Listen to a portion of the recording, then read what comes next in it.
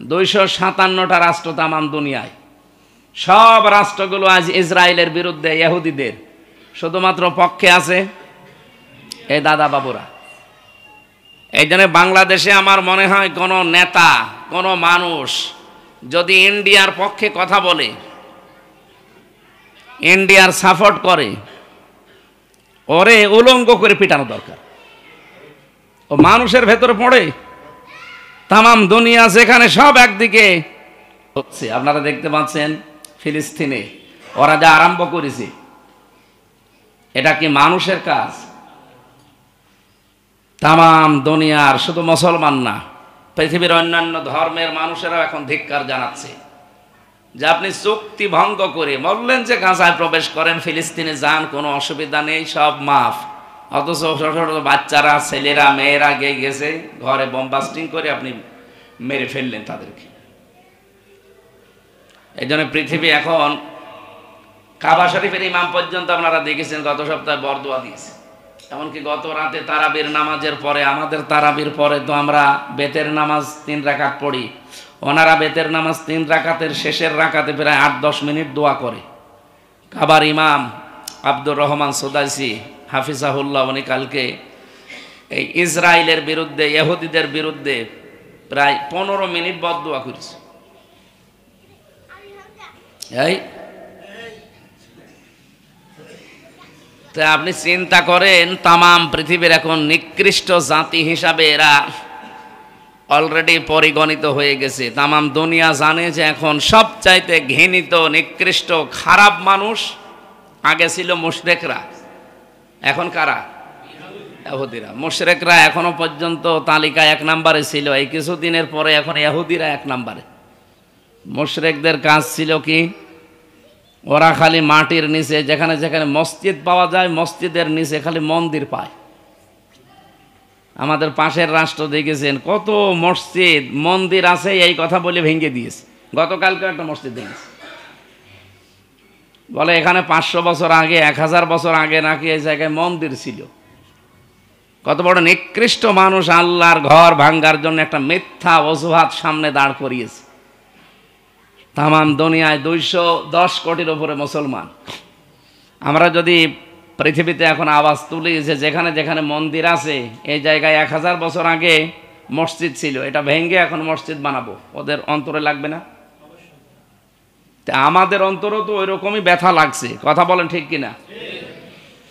আমরা এখান থেকে হয়তো আওয়াজ ওই পর্যন্ত পৌঁছাতে পারবো না, কিন্তু আল্লাহর আরশ পর্যন্ত পৌঁছিয়ে দিচ্ছি। এই নিকৃষ্ট, এই অবাধ্য এবং অভিশপ্ত এই ইহুদিদেরকে আল্লাহ তুমি দুনিয়ার মানচিত্র, মাত্র 80 লাখ এরা আছে, মাত্র 80 লাখ, আর আমরা মুসলমান 210 কোটি। আমার মনে হয় পৃথিবীর মুসলমানেরা শুধু প্রসাব করে দিলে ওরা ভেসে যাওয়ার কথা, অথচ তামাম দুনিয়া এখন কন্ট্রোল করছে ইহুদিরা। যাই করছে আমরা আল্লাহর কাছে জানানো ছাড়া পৃথিবীর কারো কাছে জানিয়েও লাভ নেই, আর তারা শুনবেও না। কারণ তামাম দুনিয়া এক, মুসলমান কি করে টাইট করা যায় এই ক্ষেত্রে। বাদুহুম আউলিয়াউ বাদ, তারা একে অপরের বন্ধু। অমাইয়াতাবাল্লাহুম মিনকুম ফাইন্নাহু মিনহুম, তোমাদের ভেতরে কেউ যদি ওদের দিকে ফিরে যায়, ওদেরকে ভালোবাসে, ওদেরকে সাপোর্ট করে, ওদের অনুসরণ করে, আমি আল্লাহ তাদের ওদের মতো বানিয়ে দেব। 257টা রাষ্ট্র তামাম দুনিয়ায়, সব রাষ্ট্রগুলো আজ ইসরায়েলের বিরুদ্ধে, ইহুদিদের। শুধুমাত্র পক্ষে আছে এই দাদা বাবুরা। এই জন্য বাংলাদেশে আমার মনে হয় কোনো নেতা, কোনো মানুষ যদি ইন্ডিয়ার পক্ষে কথা বলে, ইন্ডিয়ার সাপোর্ট করে, ওরে উলঙ্গ করে পিটানো দরকার। ও মানুষের ভেতরে পড়ে। তামাম দুনিয়া যেখানে সব একদিকে,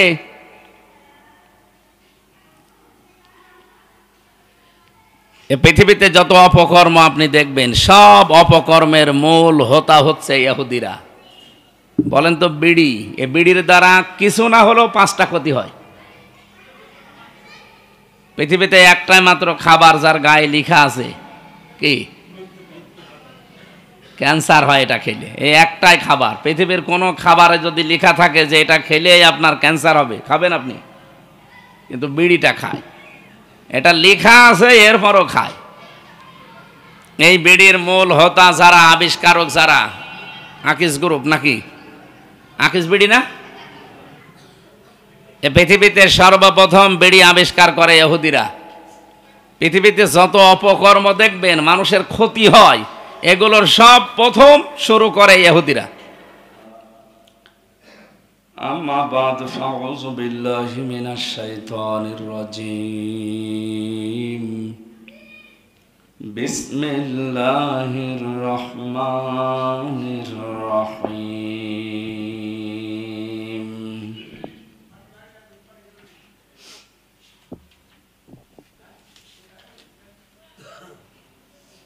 وكلوا واشربوا حتى يتبين لكم الخيط الأبيض من الخيط الأسود من الفجر ثم أتموا الصيام إلى الليل ولا تباشروهن وأنتم عاكفون في المساجد تلك حدود الله فلا تقربوها كذلك يبين الله آياته للناس لعلهم يتقون صدق الله العظيم. عن أبي هريرة رضي الله تعالى عنه قال قال النبي صلى الله عليه وسلم الصوم لي وأنا أجزي به الصوم لي وأنا أجزى به رواه ابن ماجه. اللهم صل على محمد وآله وصحبه وبارك وسلم. আলহামদুলিল্লাহ, প্রশংসা আদায় করছি মহান মালিকের। রমজানুল মুবারকে দেখতে দেখতে শেষ হয়ে যাচ্ছে। আমরা রহমত পেরিয়ে মাগফিরাতও শেষ করে ফেললাম। সামনে আমাদের নাজাতের 10টা দিন বাকি আছে। আমরা এখনো পর্যন্ত সংবাদ পাইনি আমরা আল্লাহর রহমত আসলে পেয়েছি কিনা। আল্লাহ রাব্বুল আলামিন কোরআনে কারিমে তার রহমত পাওয়ার জন্য কিছু গুণ দিয়েছেন, যে কাদেরকে তিনি রহমত দান করবেন। ওই বিষয়গুলো যদি কেউ অর্জন করতে না পারে, সে আল্লাহর রহমত পাবে না। আল্লাহ রাব্বুল আলামিন রহমত পাওয়ার জন্য যে সমস্ত গুণগুলো আমাদেরকে শুনিয়েছেন কোরআনে, রহমত পাওয়ার জন্য 1 নাম্বার শর্ত, আপনাকে বিনয়ী হওয়া লাগবে। আমরা দেখি বৃষ্টির পানি যখন উপর থেকে পড়ে, বৃষ্টির পানি উপরে পড়ার পরে পাহাড়ের দিকে যায় নাকি? নিচের দিকে যায়। এটার দ্বারা বোঝাতে চেয়েছেন এই পৃথিবীতে যে মানুষগুলো আল্লাহর রহমত পেতে চায়, তাদেরকে নম্র হওয়া লাগবে, নিচু হওয়া লাগবে, ছোট হওয়া লাগবে। আর এটা আপনার মন জীবনেও মেনে নেবে না। পৃথিবীতে মানুষকে আল্লাহ ওই তবিয়ত দিয়ে বানাননি। মানুষের অভ্যাস, মানুষের স্বভাবই হচ্ছে আমি বড় জায়গায় থাকবো। কিন্তু আল্লাহ পাক চায় আপনি ছোট হবেন। কারণ দাস, আমাদের একটা পরিচয়, আমাদের নাম কি? দাস বা আব্দুল বা আব্দুল্লাহ, এর বাংলা অর্থ গোলাম। গোলাম যে, দাস যে একজনের বাড়ি কাজ করে খায়, তার নিজের বলতে কোনো ইচ্ছা থাকে? যা তার মালিক বলবে তাই। আপনি যদি নিজেকে আল্লাহর দাস, আল্লাহর গোলাম, আল্লাহর বান্দা, এটা যদি পরিচয় দেন যে আমি আল্লাহর গোলাম, তাহলে নিজের মন মতো করার আর কিছু থাকে না।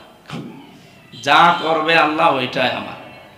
এই জন্যে কুলিন্না সলাতি ওয়া নুসুকি ওয়া মাহইয়ায়া ওয়া মামাতি লিল্লাহি রাব্বিল আলামিন।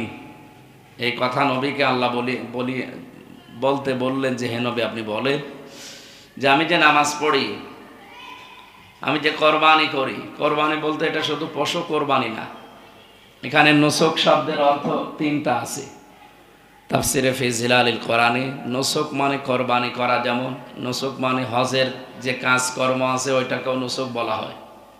নুসুক মানে ইবাদত যে বন্দেগী করি আমরা, এই ইবাদত বন্দেগীর নামও নুসুক বলা হয়। তার মানে শব্দ একটা, আমরা অনেক বিষয়ের ভেতরে আল্লাহকে জানিয়ে দিয়েছি যে আমার নামাজ বলতে শুধু এর রুকু সেজদায় নামাজ না, আমার যত এই যে শারীরিক যে ইবাদতগুলো আছে, নামাজ শারীরিক ইবাদত না, নামাজ শরীরের ইবাদত, এটা শরীর দিয়ে করা লাগে। রোজা এটাও শরীরের ইবাদত। যাকাত কি শরীরে? কিসে? মালে। হ্যাঁ, যাকাত শরীরেরও আছে। লিকুল্লি শাইইন যাকাতু ওয়া যাকাতুন জাসাদিস সাওম, প্রতিটি জিনিসের যাকাত আছে। শরীরের যাকাত রোজা রাখা। লিকুল্লি শাইইন যাকাতু ওয়া যাকাতিন জাসাদিস সাওম। সিয়াম বলা হয়েছে না সাওম? সাওম কেন? এখানে যারা আলেম আছেন, এই মসজিদের সম্মানিত খতিব বা ইমাম, আরও যারা লেখাপড়া করেন, আস-সিয়াম আস-সাওম, এই দুইটার ভেতরে পার্থক্য আপনারা হয়তো জানেন না। আর জানার জন্য যেহেতু এসেছেন আমি জানাচ্ছি। সিয়াম এটা ধারাবাহিক, কন্টিনিউ, একটার পর একটা আসতে থাকে, ওইটাকে সিয়াম বলা হয়। সিয়াম শুধু আমাদের উপরে ফরজ না, এই জন্যে কুতিবা আলাইকুমুস সিয়াম দেওয়ার পরে আল্লাহ দিয়েছেন কামা কুতিবা আলাল্লাযীনা মিন ক্বাবলিকুম। তোমাদের উপরে যেমন সিয়াম ফরজ, তোমাদের পূর্বে যারা ছিল তাদের উপরও ফরজ ছিল, কিন্তু তাদের সিস্টেমটা হয়তো এটা ছিল না। একটু ভালো করে খেয়াল করেন, সিয়াম কি শুধু আমাদের উপরে? আমাদের পূর্বে যারা ছিল তাদের উপরও কি ছিল? তাদের সিয়াম কি আমাদের মতো না।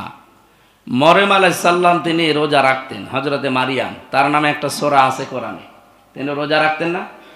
আল্লাহ তাকে জানিয়েছিলেন যে আপনি রোজা রাখেন, কিন্তু আপনার রোজার ধরন কি হবে? হ্যাঁ, আপনি কথা বলবেন না, এইটাই। বাকি আপনি খাওয়া দাওয়া করেন, আপনি পান করেন, যা খুশি দুনিয়াতে আপনার ইচ্ছা জায়েজ যা সব করবেন। আপনি স্বামী স্ত্রীর, ওনার যেহেতু স্বামী ছিল না, স্বামী স্ত্রীর ব্যবহার ওই জামানায় আপনি সব করতে পারেন, কিন্তু শুধু কথা বলবেন না। তাহলে তার রোজার সিস্টেম কি ছিল? কথা বলা যাবে না। আমার মনে হয় ওই রকম রোজা যদি আমাদের দিত, আমাদের দ্বারা সম্ভব হতো না, কঠিন হয়ে যেত। ইহুদিরা রোজা রাখে, ইহুদিদের রোজার সিস্টেম কি? ওরা সেহরি করে না। খ্রিস্টানরা রোজা রাখে, ইহুদিরা হযরতে মুসা আলাইহিস সালামকে ওরা নবী বলে চলে বা নবী বলে মানে। ওরা বলে যে আমরা নবী মানি মুসা আলাইহিস সালামকে। আমি বাইরের দেশগুলো সফরে ছিলাম কিছুদিন আগে, মালয়েশিয়া, সিঙ্গাপুর, থাইল্যান্ড, এই সমস্ত দেশগুলোতে খ্রিস্টান, ইহুদি, বৌদ্ধ এদের সাথে মিশতাম। আমি ইহুদিদের সাথে যখন চলাফেরা করি, এই যে গাড়িতে, বাসে, ট্রেনে, বিভিন্ন হোস্টেলে, এক জায়গায় বসলে জিজ্ঞাসা করি যে আপনার নবীর নাম কি? বলে জোসেফ। জোসেফ মানে? আমরা যারা মুসা নবী বলে ডাকি, ওনারা জোসেফ বলে। ওরা ইব্রাহিম নবীর নাম দিয়েছে আব্রাহাম, ওরা ইসহাক নবীর নাম দিয়েছে জ্যাকব। হযরতে ঈসা নবীর, এই যে খ্রিস্টানদের সাথে মিশলে জিজ্ঞাসা করেন নবীর নাম কি? বলে নবী আমাদের হচ্ছে যিশু। যিশু মানে ঈসা আলাইহিস সালাম। তারা একটা নবী বলে ডাকে, আমরা যাদেরকে ঈসা বলি তারা বলে যিশু, আমরা যাদেরকে মুসা বলি ওরা বলে জোসেফ। পৃথিবীর এখন সর্বনিকৃষ্ট জাতি হিসাবে পরিগণিত তামাম দুনিয়ার 810 কোটি মানুষের কাছে এই ইহুদিরা, এরা অভিশপ্ত আল্লাহর ভাষায় গায়রিল মাগদুবি আলাইহিম ওয়ালাদ-দাল্লিন। এই যে মাগদুব, আল্লাহর পক্ষ থেকে অভিশপ্ত বান্দা এই পৃথিবীতে ইহুদি যারা, তাদের যে অভিশপ্ত হওয়ার কারণগুলো আজ পরিস্ফুটিত হচ্ছে। আপনারা দেখতে পাচ্ছেন ফিলিস্তিনে ওরা যা আরম্ভ করেছে, এটা কি মানুষের কাজ? তামাম দুনিয়ার, শুধু মুসলমান না, পৃথিবীর অন্যান্য ধর্মের মানুষেরাও এখন ধিক্কার জানাচ্ছে যে আপনি চুক্তি ভঙ্গ করে বললেন যে গাজায় প্রবেশ করেন, ফিলিস্তিনে যান, কোনো অসুবিধা নেই, সব মাফ। অথচ ছোট ছোট বাচ্চারা, ছেলেরা, মেয়েরা গেছে ঘরে বোমবাস্টিং করে আপনি মেরে ফেললেন তাদেরকে। এই জন্য পৃথিবী এখন, কাবা শরীফের ইমাম পর্যন্ত আপনারা দেখেছেন গত সপ্তাহে বরদোয়া দিয়েছে।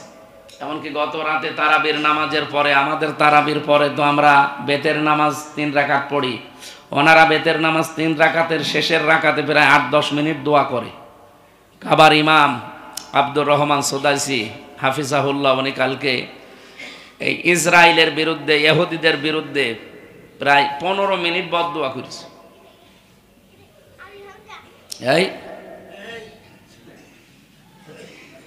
তা আপনি চিন্তা করেন, তামাম পৃথিবীর এখন নিকৃষ্ট জাতি হিসাবে এরা অলরেডি পরিগণিত হয়ে গেছে। তামাম দুনিয়া জানে যে এখন সবচাইতে ঘৃণিত, নিকৃষ্ট, খারাপ মানুষ আগে ছিল মুশরিকরা, এখন কারা? ইহুদিরা। মুশরিকরা এখনো পর্যন্ত তালিকা 1 নম্বরে ছিল, এই কিছুদিনের পরে এখন ইহুদিরা 1 নম্বরে। মুশরিকদের কাজ ছিল কি? ওরা খালি মাটির নিচে, যেখানে যেখানে মসজিদ পাওয়া যায় মসজিদের নিচে খালি মন্দির পায়। আমাদের পাশের রাষ্ট্র দেখেছেন কত মসজিদ মন্দির আছে, এই কথা বলে ভেঙে দিয়েছে। গতকালকে একটা মসজিদ দেখেছে, বলে এখানে 500 বছর আগে, 1000 বছর আগে নাকি এই জায়গায় মন্দির ছিল। কত বড় নিকৃষ্ট মানুষ আল্লাহর ঘর ভাঙ্গার জন্য একটা মিথ্যা অজুহাত সামনে দাঁড় করিয়েছে। তামাম দুনিয়ায় 210 কোটির উপরে মুসলমান। আমরা যদি পৃথিবীতে এখন আওয়াজ তুলি যে যেখানে যেখানে মন্দির আছে এই জায়গায় 1000 বছর আগে মসজিদ ছিল, এটা ভেঙে এখন মসজিদ বানাবো, ওদের অন্তরে লাগবে না? তা আমাদের অন্তরও তো ওই রকমই ব্যথা লাগছে, কথা বলেন ঠিক কিনা? আমরা এখান থেকে হয়তো আওয়াজ ওই পর্যন্ত পৌঁছাতে পারবো না, কিন্তু আল্লাহর আরশ পর্যন্ত পৌঁছিয়ে দিচ্ছি। এই নিকৃষ্ট, এই অবাধ্য এবং অভিশপ্ত এই ইহুদিদেরকে আল্লাহ তুমি দুনিয়ার মানচিত্র, মাত্র 80 লাখ এরা আছে, মাত্র 80 লাখ, আর আমরা মুসলমান 210 কোটি। আমার মনে হয় পৃথিবীর মুসলমানেরা শুধু প্রসাব করে দিল, ওরা ভেসে যাওয়ার কথা। অথচ তামাম দুনিয়া এখন কন্ট্রোল করছে ইহুদিরা। যাই করছে আমরা আল্লাহর কাছে জানানো ছাড়া পৃথিবীর কারো কাছে জানিয়েও লাভ নেই, আর তারা শুনবেও না। কারণ তামাম দুনিয়া এক, মুসলমান কি করে টাইট করা যায় এই ক্ষেত্রে। বাদুহুম আউলিয়াউ বাদ, তারা একে অপরের বন্ধু। অমাইয়াতাবাল্লাহুম মিনকুম ফাইন্নাহু মিনহুম, তোমাদের ভেতরে কেউ যদি ওদের দিকে ফিরে যায়, ওদেরকে ভালোবাসে, ওদেরকে সাপোর্ট করে, ওদের অনুসরণ করে, আমি আল্লাহ তাদের ওদের মতো বানিয়ে দেব। 257টা রাষ্ট্র তামাম দুনিয়ায়, সব রাষ্ট্রগুলো আজ ইসরায়েলের বিরুদ্ধে, ইহুদিদের। শুধুমাত্র পক্ষে আছে এই দাদা বাবুরা। এই জন্য বাংলাদেশে আমার মনে হয় কোনো নেতা, কোনো মানুষ যদি ইন্ডিয়ার পক্ষে কথা বলে, ইন্ডিয়ার সাপোর্ট করে, ওরে উলঙ্গ করে পিটানো দরকার। ও মানুষের ভেতরে পড়ে। তামাম দুনিয়া যেখানে সব একদিকে,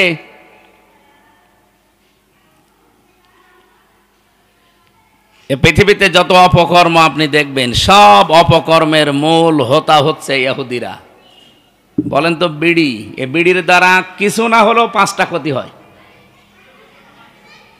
পৃথিবীতে একটাই মাত্র খাবার যার গায়ে লেখা আছে কি ক্যান্সার হয় এটা খেলে, এই একটাই খাবার। পৃথিবীর কোনো খাবারে যদি লেখা থাকে যে এটা খেলেই আপনার ক্যান্সার হবে, খাবেন আপনি?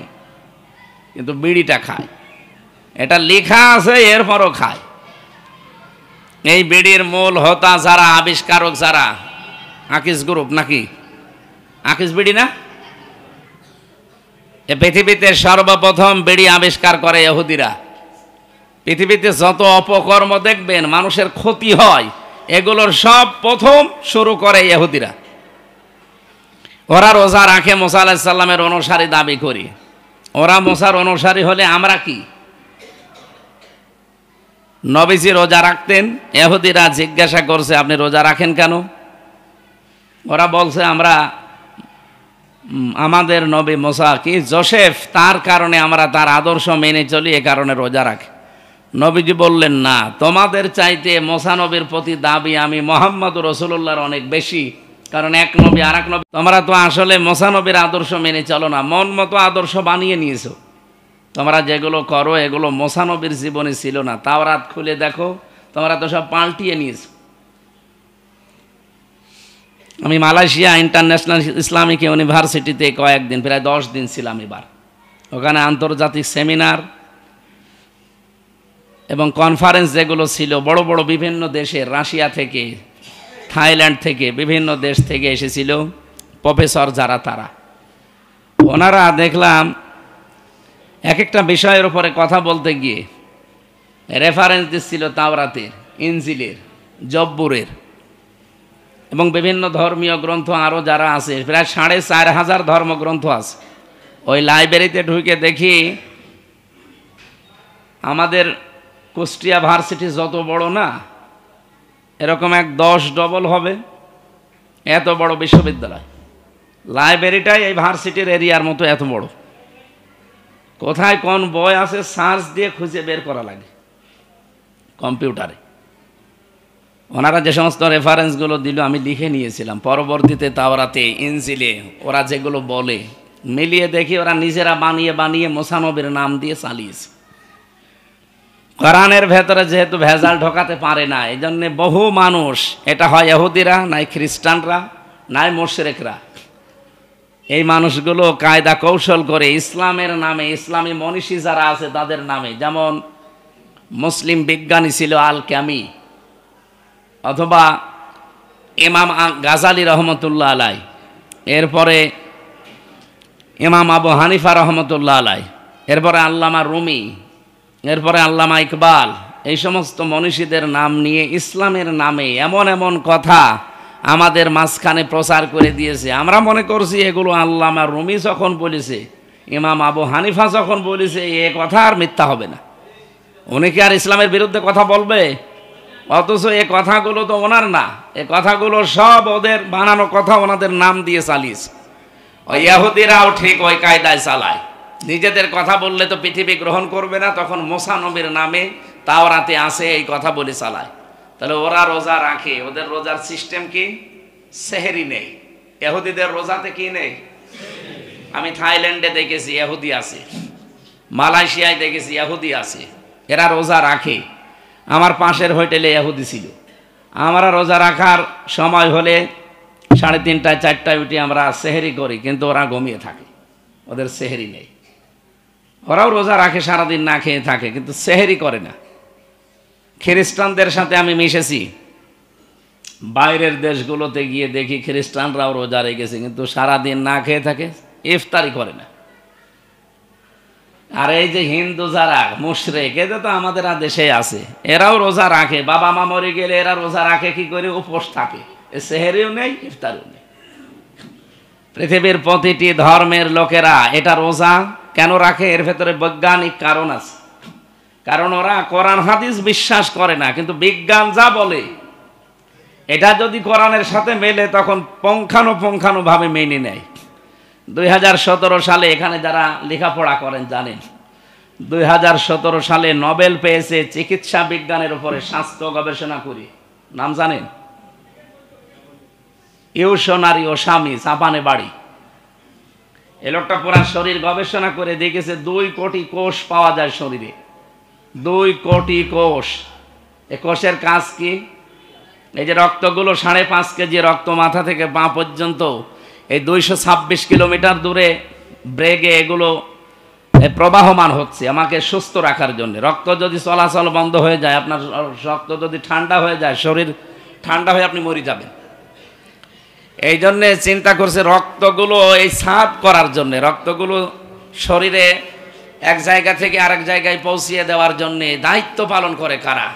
এই যে 2 কোটি কোষ আল্লাহ বানিয়েছেন। এই কথা বলেন কেন? এই গেটে কারা আছে? এখানে ভেতরে ঢুকে বসা যাচ্ছে না? একটু সামনে, একটু এগিয়ে আসেন তো। 2 তলায় জায়গা আছে না? হ্যাঁ, তো 2 তলায় যান না কেন? 2 তলায় যান। আরে একটু সামনে এগিয়ে আসেন, দরকারে নামাজের সময় কাতার ভেঙে নিয়ে আসেন। আসেন আসেন, হ্যাঁ, কাতার ভেঙে বসেন নামাজের সময়। আর মানুষ জানলো কি করি?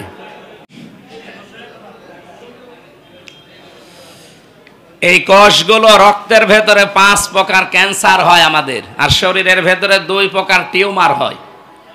এগুলো থেকে কন্ট্রোল করার জন্য কোষ কাজ করে। কিন্তু 12 মাস যখন মানুষ একাধারে খেতেই থাকে, তখন কিছু অতিরিক্ত কোষ বাড়তি বৃদ্ধি হয়। আমরা না দেখবেন ফসল আদি যারা লাগায় এই চরের ভেতরে, ফসল আপনি বুনলেন, ফসল লাগালেন, ফসলে জোর হয় না, ওর পাশে যে আগাছা আছে, ও ছাতা, কোনো ঔষধ দেওয়া লাগে। ঔষধ দেওয়ার আগে ওইটা ফসলের আগে বাড়তে থাকে।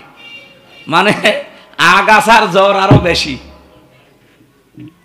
কোষ শরীরের ভেতরে আল্লাহর তৈরি করা যেগুলো, এগুলো তো ন্যাচারাল, সাধারণভাবে থাকে, কিন্তু যেগুলো বৃদ্ধি হয় খাবারের কারণে, ওর মানে জ্বর আরো বেশি। তখন ওই বেশি বৃদ্ধি হওয়া কোষগুলো ক্ষতি করে শরীরে দুইটা, একটা ক্যান্সার আর একটা টিউমার। উনি শরীরে গবেষণা চালিয়ে দেখলেন এই দুইটা বৃদ্ধি হয়। এখন এটা নষ্ট করার কোনো ফর্মুলা আছে কিনা চিন্তা করলেন, যতগুলো বিষয় নিয়ে, তার ভেতরে একটা অটোফেজি, আপনারা নাম জানেন হয়তো, অটোফেজি, না খেয়ে থাকার অভ্যাস। পৃথিবীতে কোন ধর্মে আছে দেখি? প্রায় ৪৫০০ ধর্মীয় গ্রন্থ আছে, উল্লেখযোগ্য তিনি ২৭টা এক জায়গায় করেছিলেন, তার ভেতরে কোরআনও ছিল। উনি ধর্মীয় গ্রন্থগুলো দেখলেন যে দেখি কোন জায়গায় এটা পাওয়া যায় যে না খেয়ে থাকার কোনো কিছু আছে কিনা। দেখতে দেখতে কোরআনে কারিমে সূরা বাকারার ১৮৩ ১৮৪ নাম্বার আয়াতে তিনি পেয়েছেন যে না খেয়ে থাকা, তাও একদিন দুই দিন না, কমপক্ষে ২৯ থেকে ৩০ দিন একাধারে যদি দিনের বেলায় কেউ ১২ থেকে ১৪ ঘন্টা না খেয়ে থাকতে পারে, তাহলে যে অতিরিক্ত যে কোষগুলো বাড়তি বৃদ্ধি হচ্ছে, এই আসল কোষ তখন খাবার পায় না, তখন ওই আশপাশে যারা আছে ওদেরকে খাওয়া আরম্ভ করে। ওই আশপাশের বৃদ্ধি হওয়া কোষগুলো খেতে খেতে ১ মাসে পোড়াটা সাবাড় করে ফেলে, তখন আপনাকে ক্যান্সার আর টিউমার থেকে বাঁচিয়ে দেয়। উনি গবেষণা চালিয়ে ওয়াং তাসমু খায়রুল লাকুম, তোমরা রোজা রাখো তোমাদের জন্য ভালো হবে। কি ভালো হবে? যে এইটা ভালো হবে। এরকম প্রায় ২৫টা কারণ তিনি সামনে নিয়ে এসেছেন যে ভালো কি কি ভালো হয়। মানুষের শরীর থেকে ক্যান্সার, টিউমার এগুলো থেকে মুক্ত করার একটা মহা ঔষধ এই না খেয়ে থাকা, তার নাম আমরা যারা রোজা বলে ডাকি। নবীজিকে আল্লাহ কোরআনে কারিম নাজিল করে জানিয়েছেন পৃথিবীর প্রত্যেকটি নবীর উম্মতের উপরে রোজা না সিয়াম ফরজ ছিল। বলেন, কথা বুঝতেছেন? আমি কিন্তু দুইটা শব্দ বলেছি, একটা সিয়াম আর একটা রোজা। আর সিয়াম একটা শব্দ, আর সাওম একটা শব্দ। প্রতিটি নবীর উপরে কি আর সাওম ছিল না সিয়াম ছিল? সিয়াম ছিল। এর প্রমাণ হচ্ছে কোরআনের এই আয়াত সূরা বাকারা ১৮৩। সবাই ইমাম সাহেবরা এটাই শোনায়, ইয়া আইয়ুহাল্লাযীনা আমানু কুতিবা আলাইকুমুস সিয়াম, ওহে ঈমানদারেরা তোমাদের জন্য আমি রোজা সিয়াম এটা লিখে দিলাম। আর আমি যে হাদিস পড়েছিলাম ওই হাদিসের ভাষা হচ্ছে আস-সাওমু লি ওয়া আনা আজজি বিহি ওয়া আনা উজজা বিহি, রোজা আমার জন্য, রোজার পুরস্কার আমি আল্লাহ নিজে দেব অথবা আমি নিজেই পুরস্কার হয়ে যাব। এবার আসেন তো সিয়াম আর সাওমের ভেতরে পার্থক্যটা। সিয়াম বললাম কন্টিনিউ, ধারাবাহিকভাবে আসতে থাকে একটার সাথে আর একটা। ১ বছর পরে সিয়াম আসবে না আসবে না? কিন্তু সাওম কি, এটা কি এখন আমি বলিনি, এবার ৪টা কারণ বলবো, তারপরে বলবো। আমি কথা বোঝাতে পারছি কিনা আমি জানি না, কথা বুঝতেছেন? সিয়াম আর সাওম কি এক? সিয়াম প্রতিটি নবীর উম্মতের ওপরে ছিল, আমাদের ওপরও আছে। কি, হয়তো সিস্টেম আলাদা ছিল, তাদের সিয়ামের ধরন আলাদা ছিল। তারা খেয়ে থাকতো, কথা বলতো না, কেউ সেহরি করতো, কেউ করতো না, কেউ ইফতারি করতো না, কেউ না খেয়ে থাকতো, এইভাবে তাদের সিয়াম। কিন্তু আমাদের সিয়ামটা সেহরি করা লাগে, ইফতারি করা লাগে। আর যদি এটাকে সাওম বানাতে চান তাহলে 4টা জিনিস থেকে আপনাকে বিরত থাকা লাগবে। খুব ভালো করে খেয়াল করবেন। আমি গতানুগতিক কথা বলি না, আমি বলি গবেষণামূলক কথা, চিন্তা ভাবনা করি, যেখান থেকে কিছু নেওয়া যায়। সাওমের ব্যাখ্যায় কয়টা বললাম? আমি বলেছি একটাও? হ্যাঁ। ১ নম্বরে খানা দানা, 2 নম্বরে পানীয় জাতীয় জিনিস, 3 নম্বরে স্ত্রী সম্ভোগ, 4 নম্বরে যাবতীয় হারাম কাজ। এই 4টা জিনিস থেকে যারা বিরত থাকতে পারবে এই মানুষগুলো হয়েছে আস-সাওম। বলেন আস-সাওমু লি। আল্লাহ বলেন এইরকম রোজা, এরকম রোজা যারা রাখতে পারে তাদের জন্য আমি আল্লাহ নিজে পুরস্কার হব, কারণ তারা আমার জন্য রোজা রাখে। আপনি রোজা রেখে খেয়ে থাকতে পারেন, গোপনে খেতে পারেন না, কিন্তু খান না কেন? কারণ রোজার যে হক, এটা তো সিয়াম শুধু না, এটা রোজা। আর সাওম এটা করার জন্য না খেয়ে থাকতে হয়। আল্লাহ দেখুক, মানে কেউ দেখুক আর না দেখুক, পানি না খেয়ে থাকা লাগে। কেউ দেখুক আর না দেখুক, স্ত্রী জায়েজ, তারপরও সম্ভব করা যাবে না, এটা দেখুক আর না দেখুক। হারাম কাজ থেকে বিরত থাকতে হবে। হারাম কাজ কয়টা? 500। আপনারা তো ওই মানের না, এইভাবে ক্লাস নেয় বিশ্ববিদ্যালয়। বিশ্ববিদ্যালয়গুলোতে এক একটা শব্দের উপরে ক্লাস হয়। আপনারা তো ওই মানের ছাত্র না, এখানে 12 বাপের 13 ছেলে বসে আছে, এক একটা রোল নাম্বার 82। সে এক সাইডে এসে বই খাতা নিয়ে হেডমাস্টারের কাছে বসে, স্যার হয় ছুটি দেন নাই, আমি গেলাম। যাই, তুই যে পজিশনে দাঁড়িয়ে আছিস, বই খাতা ব্যাগ সব তোর পিঠের উপরে, তোর তো ছুটি দিলেও যাবি, না দিলেও যাবি। তোর রোল নাম্বার কত? বুঝছো স্যার 82। ক্লাসে ছেলে মেয়ে কয়টা? 82টা। 82টা ছেলে মেয়ে ক্লাসে, ওর রোল নাম্বার 82। ও ভালো ছাত্র, ওর জীবনের কোনো উদ্দেশ্য আছে? ও শুধু আসে মা বাবার ভয়ে, আসে টাং করে পালিয়ে চলে যায়। ওর জীবনের না আছে কোনো এম, না আছে কোনো উদ্দেশ্য, কোনো চিন্তা নেই। যতদিন মা বাবা আছে আসে চলে যায়।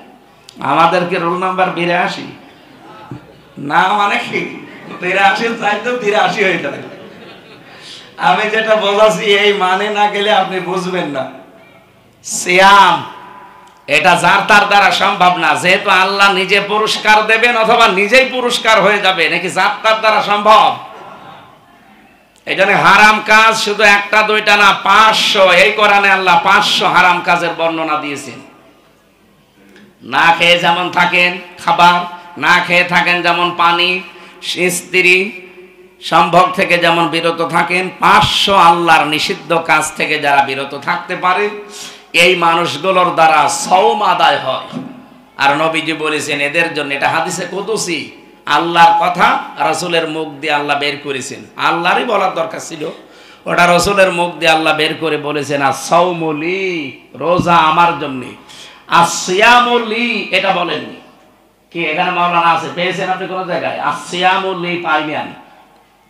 কারণ সিয়াম কন্টিনিউ আসতেই থাকে, 1 বছর পরে একবার আসবেই। আপনি বেঁচে থাকেন, আপনি বেঁচে থাকেন আর না থাকেন, মরে যা, তো সিয়াম আসতেই থাকবে ধারাবাহিকভাবে। পৃথিবীর প্রত্যেকটি জাতি যেহেতু কম বেশি তাদের ধর্মীয় রীতি নীতি অনুযায়ী সিয়াম রাখে, কিন্তু সওম রাখা সবার দ্বারা সম্ভব? বাংলাদেশে আমরা যারা আছি সবাই কি সওম রাখতে পারি? না। এই যে নিষিদ্ধ যে বললাম 500 কাজ আছে, এর ভেতরে খাদ্যে ভেজাল দেওয়া এটা নিষিদ্ধ না? এই রোজার মাসেও কি খাদ্যে ভেজাল দেওয়া বন্ধ হয়ে গেছে? কত মানুষ বিষ দেয় খাবারে, ফরমালিন দেয়, ঔষধ ছিটায়। নিজের সন্তান যদি আপেল কিনতে যায়, বলে না এই আপেল কেনা যাবে না, অন্য কেউ কিনতে আসলে তাকে দেন। কেন? সে আপনার সন্তান খেয়ে যদি তার হাড় নষ্ট হয়, তার কলিজা নষ্ট হয়, তার যদি অসুস্থ হওয়ার সম্ভাবনা থাকে, অন্য যে ক্রেতা এসেছে সে না কারো সন্তান না? বলেন বলেন। এই খাদ্যে ভেজাল দেওয়ার কারণেই হযরত শুআয়ব আলাইহিস সালামের জাতিকে আল্লাহ ধ্বংস করে দিয়েছিলেন।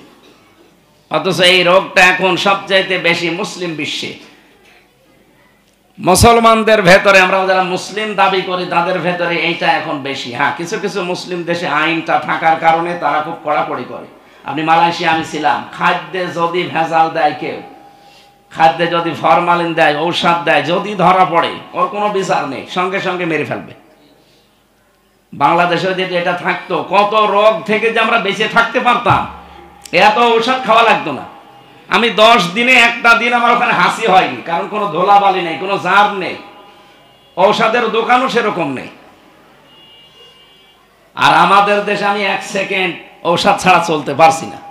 এখানে এই 2-3 দিন এসেছি, এই 2-3 দিনে কসব আর কাশি দিলাম, এই যে এখনো বড় ঘেরে করে রাস্তা দিয়ে আসার সময় আমার মাজা ব্যথা হয়ে গেছে। আর তাদের রাস্তাঘাট, তাদের খাবার কি কড়াকড়ি বলেন তো। এটা যদি বাংলাদেশে আমরা কায়েম করতে পারতাম, এত অসুস্থ হওয়া লাগতো আমাদের। এই অসুস্থ হওয়ার কারণে আমরা অনেক ইবাদত বন্দেগীও করতে পারি না। ইবাদত শুধুমাত্র কি নামাজ পড়া, রোজা রাখা নাকি? মানুষের সেবা করা, মানুষের জন্য কর্মসংস্থান তৈরি করা, মানুষের বিপদে এগিয়ে যাওয়া, এটা ইবাদত না? এই ইবাদতগুলো শরীর সুস্থ না থাকলে, সম্পদ না থাকলে আপনি যাবেন কি করে? এই জন্য আমাদের শরীর ভালো না, সম্পদও নেই, আমরা যেতেও পারি না। আর তাদের শরীরও ভালো আছে, সম্পদও আছে, ওরা এই সমস্ত ভালো ভালো কাজে আঞ্জাম দেয়। কুনতুম খায়রা উম্মাতিন উখরিজাত লিন-নাস। আমরা মনে করি আল্লাহ আমাদেরকে বের করেছে, আমরা যে শ্রেষ্ঠ, আমরা শরীরের শক্তি বেশি, তাই না।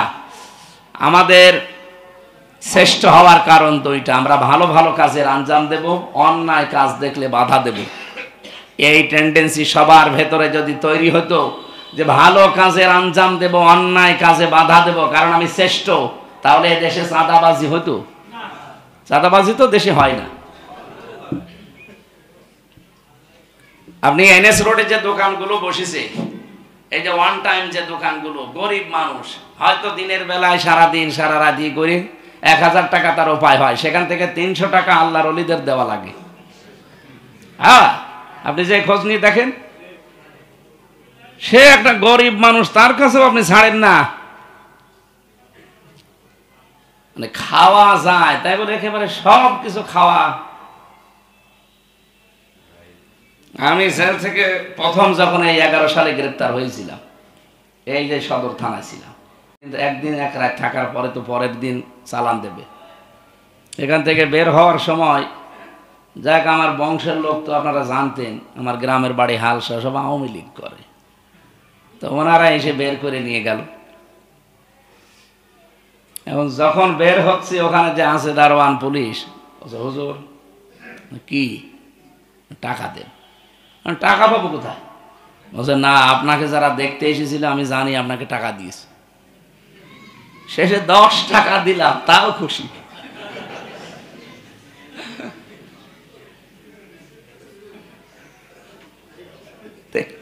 খাওয়া চাইতে বলে আপনি আমার কাছেও খাবেন। অনেক মানুষ দেখি মসজিদের ক্যাশিয়ার 2-3 বছরে ধনী হয়ে যায়। এরকম ক্যাশিয়ার দেশে নেই?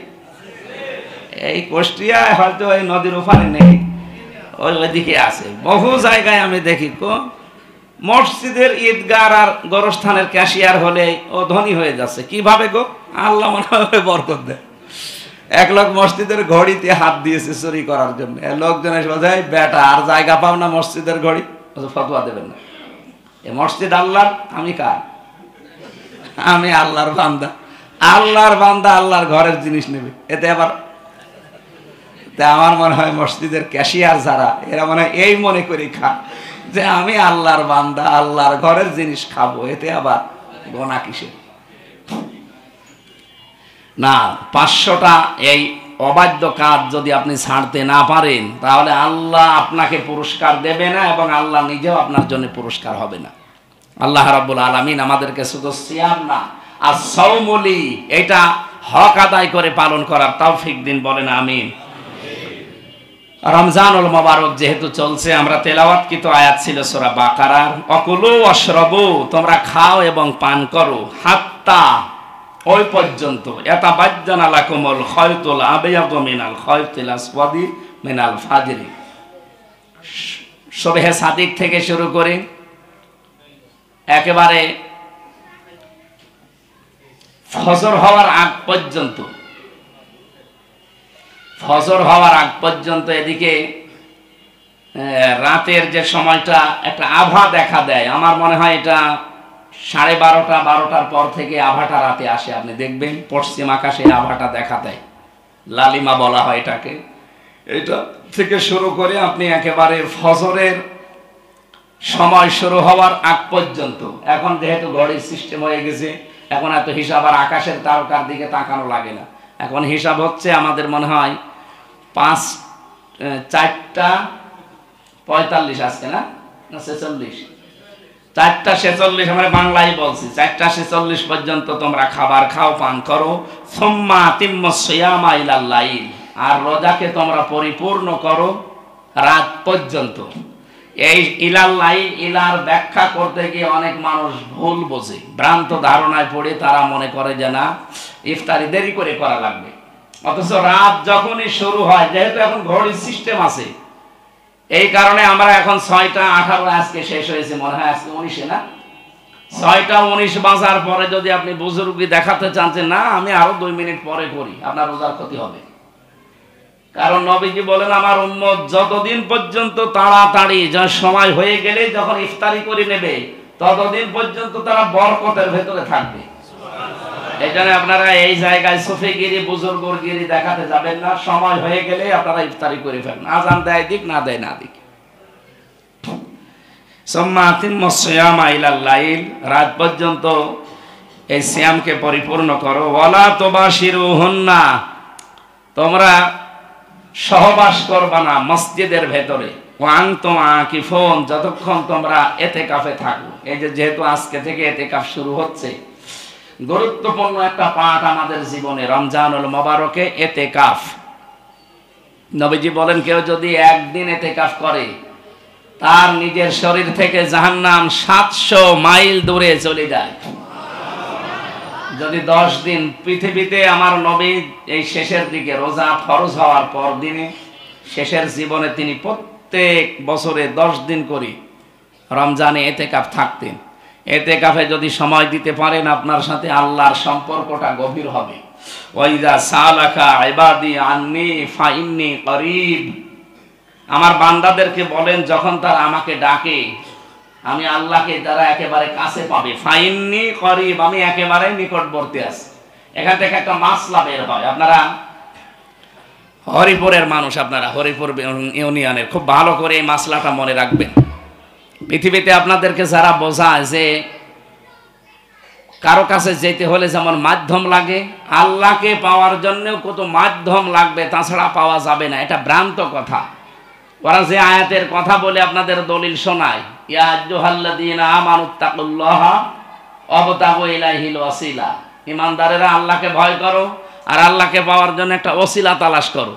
এই ওসিলা কি? ওইটা ওরা বিভিন্ন জিনিস দেয়, যে পীর সাহেব ওসিলা বা আমার বাবা ওসিলা, এরকম না। এখানে ওসিলা শব্দের ব্যাখ্যা আছে 3টা। কয়টা? 1 নম্বরে নবীর সম্মান, আপনি নবীর সম্মান নিয়ে দোয়া করতে পারেন। 2 নম্বরে ওসিলা মানে নেক কাজ, ওসিলা মানে।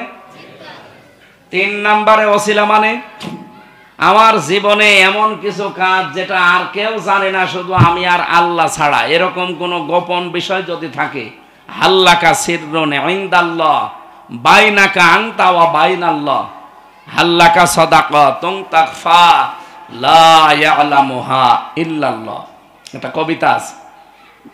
কবি বলছে তোমার কি এমন কোনো কিছু আছে গোপন সাদকা দান, এমন কোন নেক কাজ আছে যেটা তুমি ছাড়া আর আল্লাহ ছাড়া আর কেউ জানে না? এরকম কোনো কিছু দিয়ে যদি ওসিলা করে দোয়া করো ওইটা কবুল হবে। ওই যে পাহাড়ের যে 3 যুবক আটকা পড়েছিল, তারা যে ওসিলা দিয়ে দিয়ে দোয়া করেছিল, আপনারা জানেন না হাদিস? তারা দোয়া করেছিল, কেউ কেউ যে আমি আমার চাচাতো বোনের ধর্ষণ করতে যেও আমি করিনি, এরকম 3টা ওসিলা 3 জন লোক দিয়ে তারা বিপদ থেকে মুক্তি পেয়েছিল। তা আমরা এখানে ওসিলা মানে ওনারা যে সমস্ত ব্যাখ্যা দেয় এগুলো ওদের মন গড়া, ওদের নিজের স্বার্থে দেয়। আর আল্লাহর কোরআনের ব্যাখ্যা হচ্ছে ওসিলা মানে নেক কাজ, ওসিলা মানে নবীর সম্মান, ওসিলা মানে ত্যাগ তিতিক্ষা, গোপনে যেগুলো আল্লাহর জন্য করেন, এরকম কিছু আছে। আমরা এখানে জানলাম ফাইন্নী করিব, আল্লাহ বলেন আমাকে ডাকেন। বান্দারা যদি জিজ্ঞাসা করে যে আমি আল্লাহকে ডাকতে চাই, উনি কোথায় আছে, বলেন যে আমি নিকটে আছি। এখানে কিন্তু আল্লাহ বলেননি কুল, হে নবী আপনি বলেন যে আমি নিকটে আছি। কুল শব্দ আছে? নেই। কোরআন এরকম 13টা আয়াত আছে, আপনি দেখবেন আল্লাহ আর বান্দা সম্পর্কে, যেখানে দেখবেন নাহানু আকরাবু ইলাইহি মিন হাবলিল ওয়ারিদ, আমি আমার বান্দার শাহরগের নিকটে। এ কথা বলতে গিয়ে আল্লাহ বলেন নাই নবী আপনি বলুন যে আমি আমার বান্দার নিকটে। না, এখানেও জানিয়েছে ওয়াইদা সালাকা ইবাদি আন্নী ফাইন্নী করিব, হে নবী আপনি বলুন আমার বান্দারা যদি ডাকে, বলে যে আল্লাহ কোথায় আছে, আল্লাহ কি আমার বাণী শুনতে পাচ্ছে, আল্লাহ পাক বলেন নবী আপনি বলুন না, সরাসরি আল্লাহ বলছেন ফাইন্নী করিব, আমি নিকটে। এরপরে অকালা রব্বুকুম উদউনি আস্তাজিব লাকুম, আমাকে ডাকো আমি ডাকের সাড়া দেব। আমা কুন্না আনিল খালকি গাফিলিন, এরকম আমি আলাইসাল্লাহু বিকাফিন আবদা, আমি কি আমার বান্দার জন্য যথেষ্ট না? এরকম 13টা আয়াত পড়া কোরআনে পাবেন। কোন জায়গায় মাঝখানে কোল পাবেন না। কি পাবেন না? কোল। বলেন বলেন। কফ লাম কোল মানে বলো, কোল মানে কি? তাহলে এই সমস্ত আয়াতগুলোতে আল্লাহ যে নিজে বললেন যে হে নবী আপনি বলুন, এই কথা বলেন নাই। কেন বলেন নাই? কারণ আল্লাহ এবং বান্দার মাঝে কাউকে আল্লাহ রাখতে চায় না, এমনকি নবীকেও আল্লাহ রাখতে চাননি। আমার বান্দা আমাকে ডাকবে সরাসরি, আমার ডাকে আমি আল্লাহ সাড়া দিয়ে দেব আমার বান্দার। এখানে মাঝখানে কোনো ভায়া, কোনো মিডিয়া, কোনো দালাল লাগবে না। আর বাংলাদেশে আমরা দালাল ছাড়া চলতেই পারি না। আল্লাহকে ধরবে তাও দালাল লাগবে। আপনি আবার অন্যদিকে নিয়ে যেন না। আপনি যদি এই বক্তব্য ভুল প্রমাণ করতে পারেন, কোরআনের আয়াত ভুল প্রমাণ করতে পারবেন, 13টা জায়গায় কোনো জায়গায় দেননি কেন? চিন্তা ভাবনা আসেন আপনার? বাবা যা বলে তাই আপনি সত্যি মনে করেন? এই জন্য আল্লাহকে ডাকার জন্য সর্বোত্তম জায়গায় ইতিকাফ। এমন এমন জায়গা, এমন এমন সিস্টেম তৈরি হয়, পরিবেশ তৈরি হয় যেখানে আপনি আর আল্লাহ ছাড়া আর কেউ নেই। এই জন্য নীরবে আল্লাহকে ডাকার জন্য ইতিকাফ করা খুব দরকার আমাদের জীবনে। মানুষের জীবন চেঞ্জ হওয়ার জন্য এটা সর্বোত্তম পদ্ধতি। আল্লাহর নবী তো এমনি করেননি এটা। যাদের সামর্থ্য আছে, সুযোগ আছে, অবশ্যই আপনারা এটা করেন। এই এলাকায় হয়তো একজন করলে পুরা এলাকার মানুষের আদায় হয়ে যাবে, কিন্তু প্রত্যেকের উচিত যদি সময় থাকে, যদি 10 দিন নাও পারেন 3 দিন করবেন, না পারলে 1 দিন করেন অন্তত। হ্যাঁ, আপনার সুন্নত আদায় হবে না, 10 দিন করা লাগবে যদি সুন্নত হিসাবে আপনি আদায় করতে চান।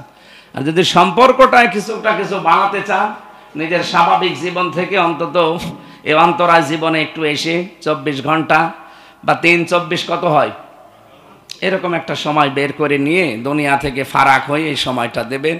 আর সুন্নত, আমি আবার বলছি, এটা কিন্তু 1 দিন 3 দিনের সুন্নত আদায় হবে না। সুন্নত আদায় করতে হলে কতদিন লাগবে? 10 দিন থাকা লাগবে। আবার অনেকে টাকা পয়সা দিয়ে এলাকার মানুষের কাছে টাকা কালেকশন তুলে রেখে দেয়। মুরব্বী মানুষ আপনি থাকেন, আমাদের সবার গোনা আপনাকে দিয়ে দিলাম, না এটা ঠিক না। আর যদি সমর্থন না থাকে, কেউ পারছে না, তখন এরকম সিস্টেম করবেন, কিন্তু এইগুলো নিয়ম নীতি বানিয়ে নেওয়া ঠিক না। যেহেতু এই 10 দিনের ভেতরে বেজোড় রাতগুলোতে গুরুত্বপূর্ণ একটা রাত আসতেছে কদর। আমাদের জীবনে আবার আসবে কিনা আমরা জানি না। লাইলাতুল কদরি খায়রুম মিন আলফি শাহর। হে নবী, আপনি কি জানেন এটা কি কদর? এটা 83 মাস, 83 বছর 4 মাস আমরা বলি না। এটা খায়রুম মিন আলফি শাহর দেওয়ার আগে আল্লাহ কিন্তু দিয়েছেন আলফুন ওয়াহিদুন। এই শব্দটা আমি কোরআনে পাইনি। সূরা কি সূরা এটা? কদর। কোন সূরা এটা? ইন্না আনজালনাহু ফি লাইলাতুল কদরি। এই সূরার ভেতরে আলফুন ওয়াহিদুন কি আছে? তাহলে তো 1000 বছর হতো। আল্লাহ 1000 বছর দেয়নি, আল্লাহ দিয়েছেন আলফুন শাহরুন। আলফি শাহর মানে কি? আলফুন শাহরুন মানে 1000 মাস না, 1000 বছর না, হাজার হাজার। যেহেতু দুইটা অনির্দিষ্ট, না কেরা, এটা মারেফা না। এই কারণে আলফুন ওয়াহিদুন দিলে আমরা 1000 বছর হিসাব করতাম। আলফুন শাহরুন এটা কোনো নির্দিষ্ট সময় নেই। এই জন্যে এই মাসটা ইবাদত বন্দিগিতে আমাদের মনোযোগ দেওয়া দরকার, বিশেষ করে এই শেষের 10 দিনের বেজোড় দিনগুলো, বেজোড় রাতগুলো। এখন যদি মনে করেন এই বেজোড় রাতগুলোতে ইবাদত মানে মসজিদে যাব আর বের হব না, হয়ে গেল না, এর নাম কি ইবাদত? ইবাদতই তো আমরা বুঝি না। ইবাদত হচ্ছে আপনার আশপাশে কোনো মানুষ না খেয়ে আছে, তার খোঁজ খবর নিতে যাবেন, এটা ইবাদত। এইরকম ইবাদত যদি আমরা, কেউ অসুস্থ আছে তাকে দেখতে যাবেন, যদি সমর্থ থাকে তাকে কিছু দেবেন, না হলে অন্তত তার পাশে দাঁড়িয়ে সান্ত্বনা দিয়ে দোয়া করে আসবেন। এরকম নিয়ম নীতিতে ইবাদত মনে করে যদি আমরা বাংলাদেশে সবাই চলতে পারতাম, এই এক রমজানেই দেশের অবস্থা পাল্টিয়ে যেত। ও ইবাদত কি হয়? আমরা সহজ ইবাদত পেয়েছি, সুবহানাল্লাহ, আলহামদুলিল্লাহ।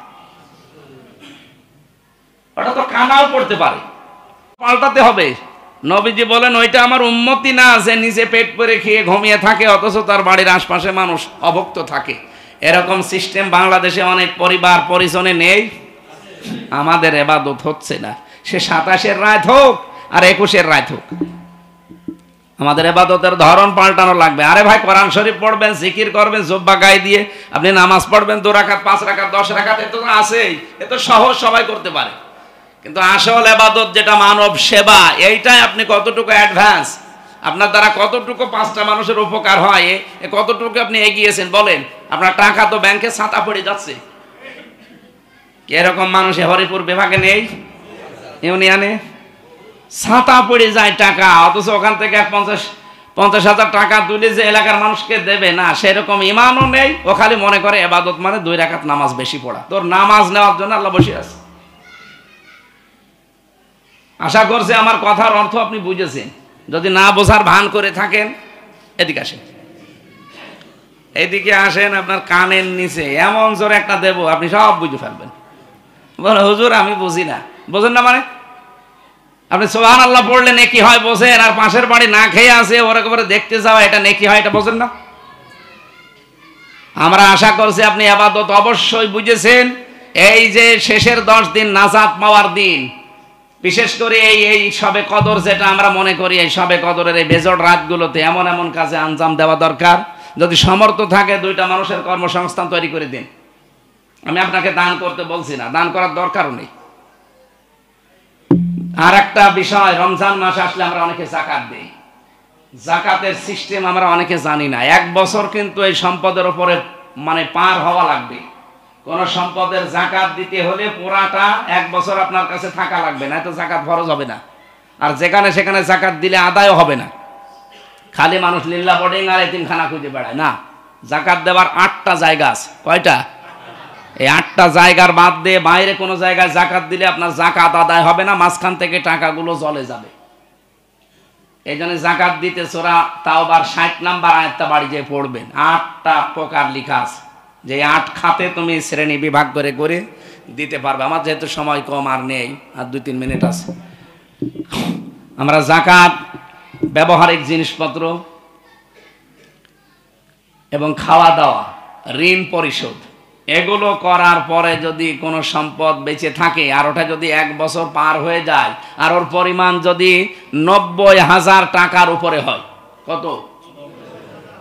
52.5 ভরির রূপার দাম এখন আমি যতটুকু শুনলাম বা জানি এটা 90,000। আগে 75,000 ছিল। ওই 16 সালের হিসাব দেখেছিলাম, এরপরে আর কয় বছর দেখি নাই। এই কয়েকদিন আগে শুনলাম এখন 52, 52.5 ভরির রূপার দাম। এখানে কোনো কর্মকার আছে? কোনটা? এই কত? 52.5 ভরির রূপার দাম কত? আরে কর্মকার, 1 ভরি কত? 2500। বলেন তো 1 ভরি 2500 হলে এটা হিসাব মারেন তো। 2500 52.5 ভরি,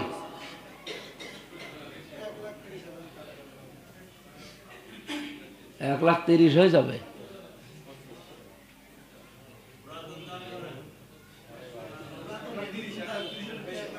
পুরাতনটা ধরলে তো সবার হয়ে যাবে। এই কত আসছে ভাই? 86,000। আমি 90,000 যে বললাম একেবারে খারাপ বলিনি। 86, 87, 88, 89, 90।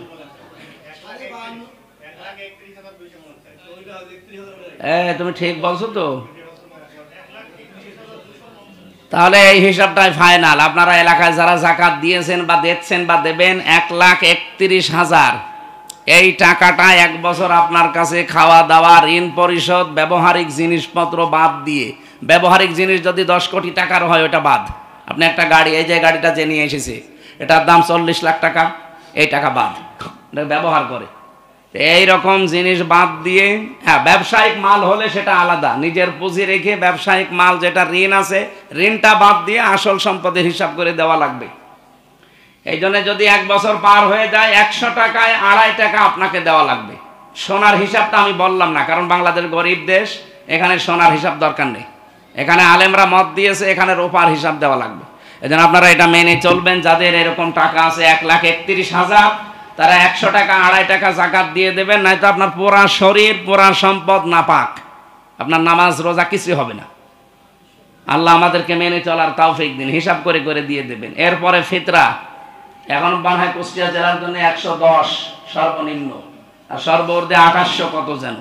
যদি এরকম সমর্থ থাকে, আকিস গ্রুপের মতো যদি হন দেবেন, বিআরবি কেবলের মতো হলে আপনি দেবেন 2800। আর যদি একেবারেই নিম্ন আমরা 110-এর কমে দেবেন না, এটা ঈদগায় যাওয়ার আগেই দিয়ে দেবেন গরিবকে। রোজার যে ভুল ত্রুটিগুলো হচ্ছে এই ফেতের দিলে আল্লাহ মাফ করে দিবে। আল্লাহ রাব্বুল আলামিন বলেন, মসজিদের ভেতরে এই কাজ যেন এতেকাব অবস্থায় কেউ না করো। তিলকা হুদুদুল্লাহি ফালা তাকরাবুহা, এগুলো আল্লাহর হদ, আল্লাহর নির্ধারিত সীমা। বাংলাদেশের বর্ডার আছে, আল্লাহরও বর্ডার আছে। এই বর্ডারগুলো যেখানে পাবেন সেই জায়গায় আপনি থমকে দাঁড়াবেন। কাযালিকা ইউবাজ্জিনুল্লাহ, এইভাবে করে আমি আল্লাহ বর্ণনা করছি আয়াতিহি লিন্নাস, আমার আয়াতগুলো মানুষের জন্য, লাআল্লাহুম ইয়াতাফাক্কাহুন, মানুষ যেন তাকওয়া অর্জন করতে পারে। রোজার আসল উদ্দেশ্য কি জানো? তাকওয়া। এই ইতিকাফের উদ্দেশ্য তাকওয়া। আল্লাহ রাব্বুল আলামিন আমাদেরকে এই যে যেহেতু 10 দিন, আপনারা চেষ্টা করবেন যদি ফ্রি থাকেন, যদি ঝামেলাপূর্ণ জীবন এরকম না থাকে, খুব কষ্ট যদি না হয়, সময় দেবেন। 10 দিন না পারলেও 3 দিন দেন, 1 দিন দেন, দিয়ে এটা অভ্যাস করে আল্লাহ আমাদেরকে মেনে চলার তৌফিক দিন, আমিন। যেহেতু এখন সময়ও অনেক হয়ে গেছে, আজকের মতো শেষ করছি। আপনাদের কাছে সময় দিতে পারি না, অনেকদিন ভাই বলে আসতে আসতে, আমি থাকি বাইরে বাইরে, আর এখন এই যে অসুস্থ, তো এমনিতেই আমার বাইরে থাকা লাগে, এই চিকিৎসার উপরেই আছে শুধু। জেল থেকে বের হয়ে শুধু চিকিৎসা চিকিৎসা, মাথায় এমন ব্যথা, কালকে আমার রাজশাহী, পরশুদিন দেখানো লাগবে আবার। এজন্য শরীর স্বাভাবিক হচ্ছে না, ওরা যে কি খাওয়িয়েছে আল্লাহ জানে। কাছে আপনারা আমার নিজের মানুষ, আমার